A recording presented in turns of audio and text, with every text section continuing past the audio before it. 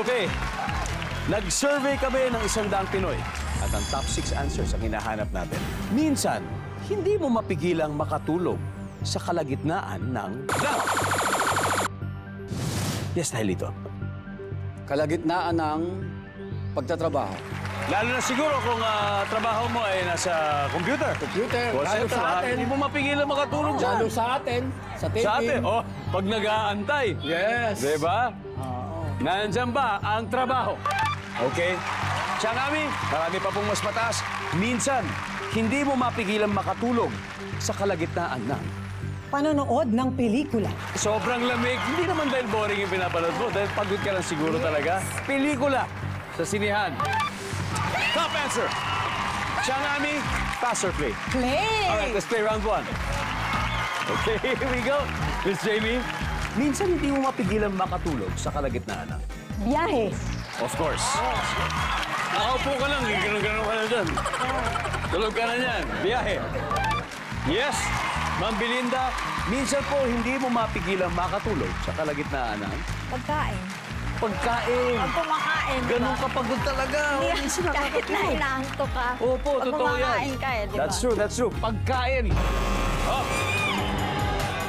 Pero kung luto ni Miss Marisa ang kinakain, talagang Oo gising na naman, gising ka. oo. Dahil sa, wow, may ganun. Pero minsan, pwede yun, ano? Pero yung sa akin, ang answer ko, kwentuhan. Kwentuhan? Aha.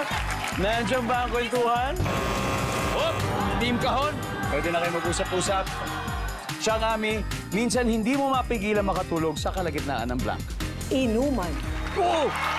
Parate, marami tayong kilalang ganyan. Inuman! Uy! Ba't ganon? Eto, magsistil ba ang Team Kahon? Kuya Richard, minsan hindi mo mapigilan makatulog sa kalagitnaan ng Kalagitnaan ng pagdarasal. pagdarasal, Miss Bonina? Sa kalagitnaan ng classes. Klase. Sa klase, Miss Lovely? Sa klase din. Okay. Diba? Sa school, dito. Minsan, hindi mo mapigilang makatulog sa kalagitnaan, no? Klase. Oh, yung subject siguro nakakantok, di ba? Yung parang nako, ayoko na na impormasyon. Nandyan ba ang klase?